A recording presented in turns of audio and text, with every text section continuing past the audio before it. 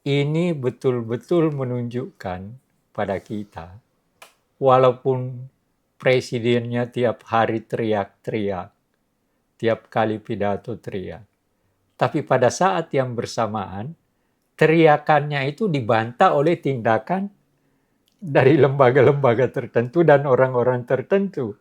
Nah, sekarang pertanyaan saya, kalau Jaksa Agungnya tidak memanggil anak buahnya mempertanyakan persoalan yang berkaitan dengan itu, bagi saya aneh.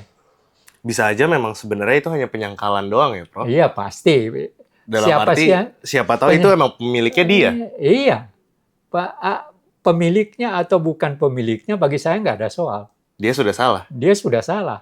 Tapi ternyata banyak banget, Prof. Ini dalam seminggu aja bahkan Polri menduga, menggeledah Jampitsus. Tapi Kejaksaan juga menahan Brigjen Pol korupsi MBG. Jadi banyak banget, Prof. Jadi itu persoalannya.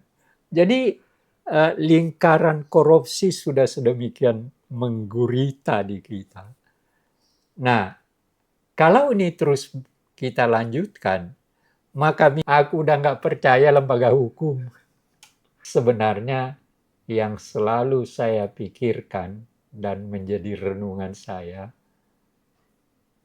apa masa depan Indonesia? Oke, Prof. Baru kemarin beberapa hari yang lalu kita membicarakan tentang Brigjen Pol aktif yang korupsi MBG. Dan ada Kemudian tentara kolonel juga. ada tentara kolonel juga. Terus kemudian setelah itu kita juga bahas tentang Prof. Mahfud yang lewat fatwa NU bilang kalau karena korupsi ini merajalela, ya udah deh, rakyat nggak usah bayar pajak aja lah. Ya itu salah satu usulan saja sebenarnya dan kita sudah diskusikan kemarin. Nah, sekarang baru hari kemarin ada penyidik dari polisi menggeledah kafe dan rumah yang sudah dikonfirmasi juga hari ini Jumat bahwa itu memang rumah milik Jampitsus. Ini kalau kita bacakan dulu, penggeledahan tersebut hingga saat ini penyidik menemukan, jadi ada dua, yang pertama adalah Cafe Deklan di Cipete, itu ada dolar Singapura 3.130.000, ada US dollar 889.965, terus ada 259 juta rupiah. Yang disentul ada emas 74 kg, terus ada 14.083.800 dolar Singapura, 4.767.300 US dollar, dan 100 juta rupiah. Kalau di total itu dirupiahkan 541,29 miliar. Kalau misalkan dari sini dulu, Prof. Kalau menurut Prof bagaimana? Nah, tadi kebetulan saya nonton Jampitsus itu ketika memberikan keterangan. Iya. Nah, Febri pokoknya Andriansyah namanya. iya, pokoknya dia merasa tidak melakukan apa-apa, tapi bahkan dia sebut bahwa dia sekarang fokus untuk menyelesaikan korupsi BGN, MBG itu MBG. yang Brigjen Ya, Pol ya. nah, pokoknya itu. Tetapi memang saya juga lihat rumah yang mewah, Ada tempat berangkasnya. ruang, ada brankas-nya yang gede, lalu dari situ kuncinya bahkan susah banget juga. Nah, di situ ditemukan emas 74 kilogram dan uang sekian. Pokoknya ada sekian puluh miliar, 400 sekian miliar. Nah, persoalan saya sebenarnya adalah siapa yang punya dan mengapa dia menyimpan di rumahnya. Kalau dia mengatakan ini orang lain yang punya, apa hubungan dia dengan orang yang punya sehingga rumahnya dijadikan tempat menyimpan uang, menyimpan emas dan uang itu? Iya. Kan itu pertanyaannya. Nah, ambil sebagai contoh, ada seorang profesor dari Jawa Tengah, profesor doktor siapa dari sebuah universitas negeri juga, Yuliantoro, ya ahli kehutanan kan, Iya. disimpan ketika bupatinya datang ke dia taruh uang. Iya. tapi dia tidak lihat lalu dikembalikan. Nah, ahli hukum ini mengatakan dengan mengembalikan uang itu tidak berarti bahwa Menteri Kehutanan lepas dari persoalan itu. Iya, karena adanya percobaan. Iya. Nah, ini lebih lagi kan, Iya, karena disimpan ya. ada hal yang lebih dari itu. Dia jaksa agung muda, Iya, rumahnya tempat menyimpan uang orang lain dan milik orang lain. iya, Nah, pertanyaannya adalah apa hubungan dia dengan orang itu? iya. Yang kita belum tahu orangnya Yang siapa. nggak tahu siapa, dia belum mau sebutkan orangnya kan. Iya, Tapi tetap saja orang awam pun seperti saya ya dikit-dikit ngerti hukum lah. Pertanyaannya kan kalau tadi Menteri Kehutanan seorang profesor ngomong seperti itu, apalagi ini. Mhm. Ini kan kalau Menteri Kehutanan mengembalikan, Iya, ambil amplopnya, dan inilah dikembalikan. Dan ada tanda terima bahwa yang menerima kembali uang itu adalah bupatinya. iya, Ada tanda terima. Tapi profesor hukum ini mengatakan itu tidak berarti bahwa Yuliantoro itu lepas. iya, Ya kan? Nah, apalagi ini. iya, Pertama dia jaksa agung. Kedua, pertanyaannya, mengapa dia menyimpan milik orang lain di rumah dia? iya. Iya kan? Dan jumlahnya tidak sedikit. Mhm. Nah, oleh karena itu, menurut saya, dia harus segera diperiksa juga. Karena ini Prof, dari pernyataannya Febri ini, dan mengenai uang, tadi sudah dijelaskan yang ditemukan bahwa itu ada pemiliknya, karena bukan pemiliknya dia.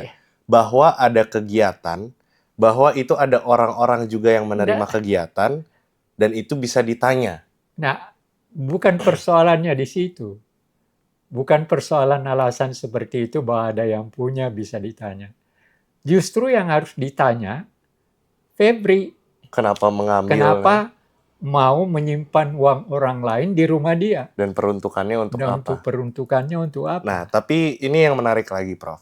Kemudian ada beberapa kegiatan bangunan yang bisa dicek, semua yakin dapat dipertanggungjawabkan dengan benar. Tetapi tentunya tidak melalui forum seperti ini. Nah, masalahnya adalah, Prof, kalau menurut saya, ini kan sudah menjadi berita publik. Sudah menjadi masalah publik yang seharusnya dipertanggungjawabkan juga dengan publikasi. Gitu. Bagi saya tidak ada persoalan alasannya Febri ini. Bagi saya, dia harus diperiksa oleh karena rumahnya seperti itu. Apapun yang lain dia katakan bahwa itu ada yang punya orang lain. Saya tidak persoalkan itu. Persoalan saya, seorang yang berkedudukan tinggi dalam bidang hukum, menyimpan milik orang lain di rumah dia, pertanyaannya, apa hubungan dia dengan orang itu? Dan itu punya konsekuensi hukum kalau dibanding tadi. Jadi ini kita harus membandingkan. Menteri Kehutanan hampir sudah disogok, tapi dia tidak tahu apakah uang sogoknya berapa, dia kembalikan. Dan yang memberikan itu bertanda tangan menerima kembalian itu. Tapi secara hukum, menurut seorang profesor hukum dari Jawa Tengah, mengatakan bahwa Yuliantoro itu tidak lepas. Ya, intinya Febri ini lebih parah ya. Lebih parah. Jadi bagi saya, Febriantoro ini harus segera ditangkap. Febri Ardiansyah. Nah, Febri Ardiansyah ini bagi saya sebagai pejabat di bidang hukum dan sebagai seorang yang tentu saja mengerti tentang hukum, dia harus segera ditangkap. Bagi saya, paling tidak segera diperiksa. Dan kalau perlu jaksa agungnya sendiri yang harus tanya dia. Jadi jangan tanya dulu sama polisinya. Tapi jaksa agungnya panggil anak buahnya itu. Kau benar mencuri? Atau apa? Uang siapa yang kau simpan? Nah, saya ambilkan Sambo. Sambo itu ketika peristiwanya dipanggil oleh kepala polisi. Dia nyangkal. Tapi belakangan akhirnya terungkap juga. Iya. Nah, ini kan sama dalam hal tertentu. Kenapa Jaksa Agung tidak memanggil anak buahnya yang jelas sudah ketahuan dan dia sudah akui bahwa uang itu bukan punya dia, emas itu bukan punya dia. Nah, sekarang pertanyaan saya, kalau Jaksa Agungnya tidak memanggil anak buahnya mempertanyakan persoalan yang berkaitan dengan itu, bagi saya aneh. Bisa aja memang sebenarnya itu hanya penyangkalan doang ya, Prof? Iya, pasti. Dalam arti, siapa tahu itu emang pemiliknya dia. Iya. Pemiliknya atau bukan pemiliknya, bagi saya nggak ada soal. Dia sudah salah. Dia sudah salah. Dia sudah pasti salah. Sebagai orang awam yang bukan latar belakang hukum, walaupun tidak berarti bahwa saya nggak ngerti sama sekali tentang hukum. Iya, dalam Prof belajar sejarah juga belajar hukum. Iya. Jadi masalahnya itu. Jadi saya mulai saat ini, bagi saya, seharusnya Jaksa Agung membebaskan Febriansyah dari jabatannya dan mempertanyakan persoalan-persoalan hukum yang berkaitan dengan korupsi yang dilakukan. Harus diingat, baru saja beberapa menit yang lalu, Prabowo meresmikan 5 bendungan dan pidato pertamanya adalah harus garong-garong harus dihabisi. Tapi ternyata banyak banget, Prof. Ini dalam seminggu aja bahkan Polri menduga, menggeledah Jampitsus, tapi Kejaksaan juga menahan Brigjen Pol korupsi MBG. Jadi banyak banget, Prof. Jadi itu persoalannya. Jadi lingkaran korupsi sudah sedemikian menggurita di kita. Nah, kalau ini terus kita lanjutkan, maka mimpi Prabowo untuk membawa Republik ini besar mungkin hanya sebuah mimpi. Ya bayangin aja.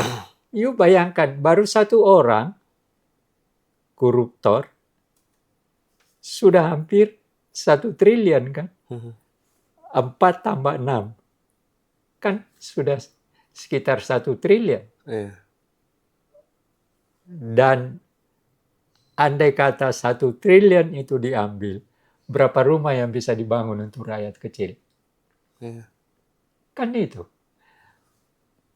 Pajak rakyat yang diambil berapa banyak? Jadi ada benernya NU yang disampaikan oleh Prof Mahfud bahwa rakyat tidak perlu membayar pajak. Lalu yang menikmati pajak itu adalah mereka. Dan ini apalagi kalau dari kasus Febri Adriansyah yang saya lihat ya, Prof, itu multi kasus dalam arti banyak orang di situ. Iya. Yang pasti bukan hanya Febri Adriansyah, karena bagaimana seorang sebuah institusi Polri mengatakan kalau Cafe The Clan ini itu ada kaitannya dengan Febri Adriansyah, walaupun Febri Adriansyah menolak. Menolak, iya. Saya dengar kok. Jadi ini pasti ada sangkut paut ya, berarti benar juga kata Prof, memang harus ada diselidiki bahwa Febri Adriansyah ini harus ditangkap. Bagi saya sekarang, saya akan meminta, andai kata saya bisa ketemu dengan Jaksa Agung, maka saya akan meminta beliau, anak buahmu itu pecat. Lepas untuk kemudian diperiksa. Sebab kalau dia masih pejabat, masih ada halangan tertentu. Tapi dia segera, paling tidak dia harus dibebas tugaskan untuk kemudian menghadapi persoalan-persoalan yang dihadapinya. Itu yang, kalau ini saya tidak ngajari pasti Jaksa Agungnya sudah pasti tahu akan hal itu, apa yang dia harus lakukan. Tetapi saya mendesak sebagai warga negara yang kebetulan berpendidikan, yang kebetulan pernah jadi aktivis melawan keburukan-keburukan di Republik ini, saya meminta kepada Jaksa Agung untuk segera membebas tugaskan anak buahnya ini dan segera menyerahkan kepada siapa yang berhak memeriksa dia. Jadi dia nggak bisa bebas seperti tadi, Enggak. masih tegak dan masih bicara ini itu ya, Prof? Enggak ada. Makanya saya tadi waktu nonton, sebelum Jumatan kan dia, Sebelum Jumatan. sebelum Jumatan, saya nonton betul. Wah, dia masih seakan-akan Di tidak publik. ada yang salah ya. Tidak ada yang salah. Tapi saya bilang, ini orang nggak tahu diri betul. Enggak mungkin polisi akan melakukan hal itu. Kalau dia tidak ada, polisi tidak mungkin mengatakan itu. Nah, yang menjadi persoalan saya juga, kenapa tentara harus menjaga Febriansyah? Nah, itu dia, Prof. Ini ada berita, semua lokasi itu diduga bermuara kepada satu nama yang tadi ya, kafe dan rumah. Nah, kejaksaan pada saat itu juga langsung menarik kartu truf. Malam itu juga puluhan prajurit TNI bersenjata laras panjang mengepung rumah Febri di Kebayoran Baru, berjaga di gerbang, di tamannya, di setiap akses masuk. Kejagung berdalih ini bagian dari perlindungan jaksa atas perpres. Kemudian pesan yang terkirim ke Polri itu lebih keras dari sekedar dalih hukum. Belum cukup sampai di situ, hari Kamis subuh pukul 3.30, sekitar 50 orang berambut cepak, 50 orang, datang ke Polda Metro Jaya, pakai 8 mobil pribadi, bukan kendaraan dinas. 2 petinggi Polri mengonfirmasi rombongan itu dipimpin 2 Jenderal Bintang 1 TNI, didampingi 5 personel Kejagung berpakaian sipil. Ini pukul 3.30 subuh nih, Prof. Nah, tapi misinya, Prof, mengambil saksi yang sedang diperiksa penyidik. Jadi mau ada ada pemaksaan. Padahal ya Polda tidak bergeming, penyidikan tetap jalan. Polda Metro bahkan mengingatkan bahwa siapapun yang menghalangi proses ini bisa dijerat pasal 21 UU Tipikor. Jadi nggak jadi diambil. Jadi nggak jadi. Tapi ada, nah ini ya sebelum kita ke 2 institusi penegakan hukum yang sedang goyah ini, Prof. Tapi ini ada usaha juga untuk menyelamatkan Febri Adriansyah. Nah, itu andai kata saya ketemu dengan Panglima TNI, saya katakan ya apa perlunya anak buahmu melindungi Febriansyah? Apakah tentara memang harus melindungi? Apakah tugas tentara itu? Tugas tentara adalah menjaga keamanan negara, bukan melindungi orang. Kalau itu benar terjadi ya. Tapi fakta yang tertuliskan ini belum ada dokumentasi dan lain-lain. Dan lain-lain kan. Jadi ya ini apa artinya?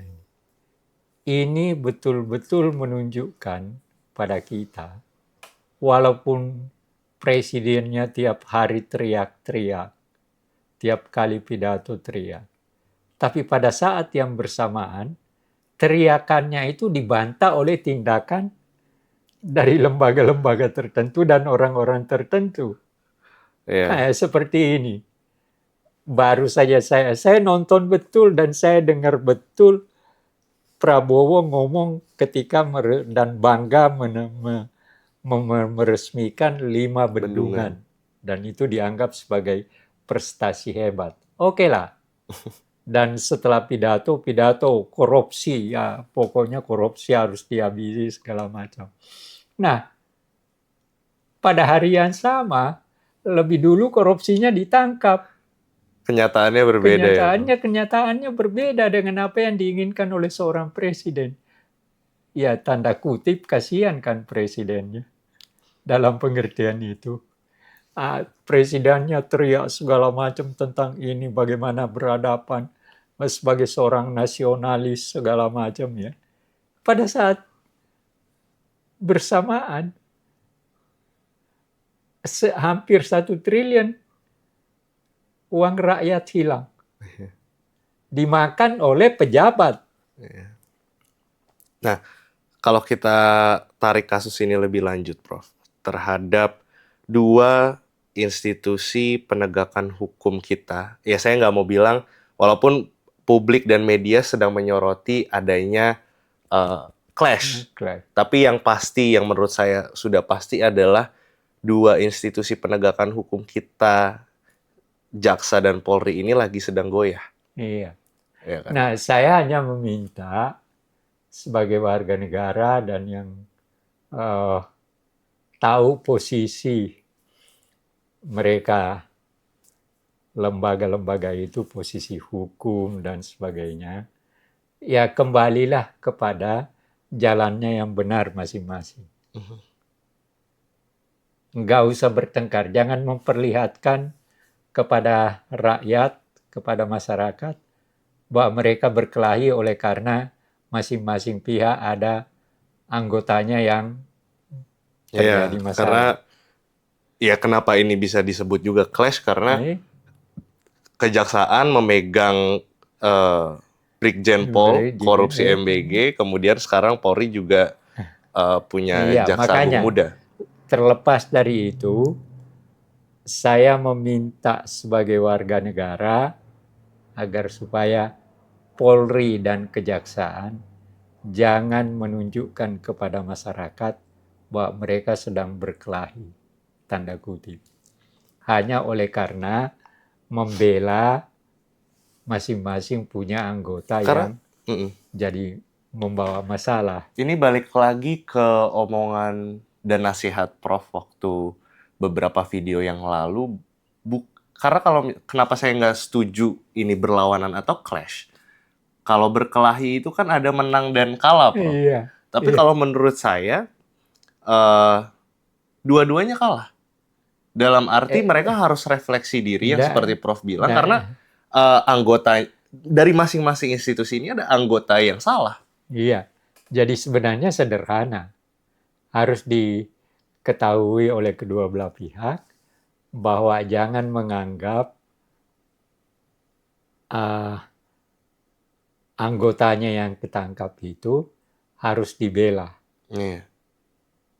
Mereka berdua salah dan segera harus dijadikan permasalahan hukum. Karena mereka orang hukum kan, jadi mereka ngerti.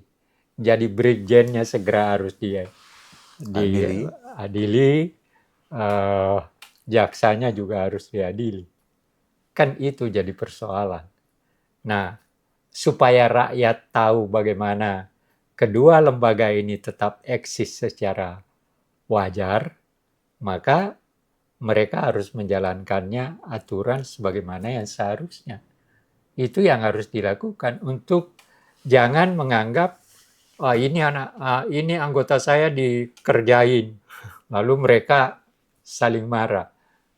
Rakyat harus diberitahu bahwa lembaga ini adalah bukan pembela anggota, tapi pembela masyarakat, pembela rakyat. Itu yang harus diketahui mereka. Karena ya ini oke lah, tadi kita udah bicara Jaksa Agung Muda yang terkait kasus korupsi. Tapi ini juga ada, walaupun untuk Jaksa Agung Muda yang menangkap itu, yang menggeledah adalah pihak Polri. Tapi kemudian ini juga ada dari Kompas, 7 Juli, ex-Kapolres Bima diduga umrohkan keluarga pakai uang setoran jualan narkoba. Ya harus ditangkap juga. Sudah ditangkap kalau ini, Prof. Tapi yang saya mau bicarakan adalah bukan terhadap kasus ya, tapi moralitasnya, Ya, Prof. memang Dan ini jadi gimana betul-betul, proses pikirannya itu, Prof? Justru yang menjadi salah satu persoalan besar dari lembaga seperti tadi malam, siapa namanya nih, Said, teman saya orang Bugis, sama Said Didu, sama ketua bidang hukum pokoknya, bicara tentang persoalan ini. Persoalan. Said Didu bilang apa? Aku udah nggak percaya lembaga hukum. Ya artinya memang Iya betul ya kata Prof, ya, harus ada refleksi diri bahwa Iya, bukan ada salah benar, tapi memang salah gitu. iya. Jadi kalau memang salah ya salah, nggak perlu dibela. Iya. Dan memang tidak ada haknya untuk dibela. Lah, dia ngerti kok, tapi dia melanggar kan, gitu. Justru harus Nah, diperbaiki ya. apa yang saya setiap kali kita bicara tentang hal ini, maka sebenarnya yang selalu saya pikirkan dan menjadi renungan saya, apa masa depan Indonesia? Walaupun presidennya ngomong segala macam tentang kehebatan kita, tetapi kalau tiap hari bupati berapa banyak ditangkap, ada lagi bupati perempuan ketangkap. Iya. Tiap hari kita mendengar ada bupati ketangkap, tiap hari kita dengar ada peristiwa seperti ini, ada tambang yang sudah sekian lama dikuasai, Iya. tambang batu bara kayak apa itu dikuasai. Mhm. Walaupun itu ada kebanggaan Prabowo juga bahwa sudah sekian banyak tanah dikembalikan, tanah negara, segala oke lah. Tetapi kalau dibanding dengan apa yang dimakan oleh koruptor, paling tidak ini adalah gejala yang pasti akan membawa akibat terhadap kemungkinan menjadi hambatan untuk menuju kepada sesuatu yang lebih baik. Hambatan Yaitu masa sebuah depan ya. negara, masa depan. Kan itu persoalannya. Nah, oleh karena itu terus terang aja, tiap kali saya berbicara dengan kamu tentang ini, yang ada dalam bayangan saya, nasibmu nanti di hari depan bagaimana? Disebabkan oleh karena kebrengsekan daripada penguasa sekarang. Nasib generasi muda ya. Iya.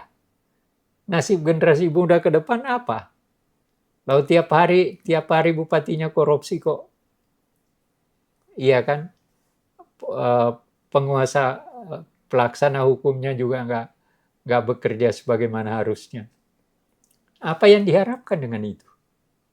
Nah ini bukan oleh karena itu saya betul-betul sebagai warga negara meminta agar supaya lembaga-lembaga negara kembalilah memahami betul apa yang harus dikerjakan oleh Anda ketika Anda berada di lembaga itu.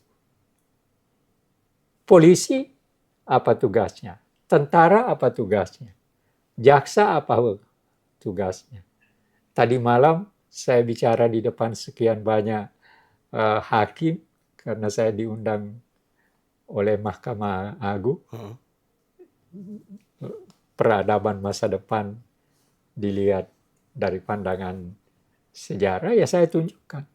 Ada hal yang kalian harus lakukan, yaitu bangun keberanian moral untuk melawan hal-hal yang tidak sesuai dengan apa yang seharusnya Anda kerjakan. Inti itu yang saya sampaikan kepada mereka.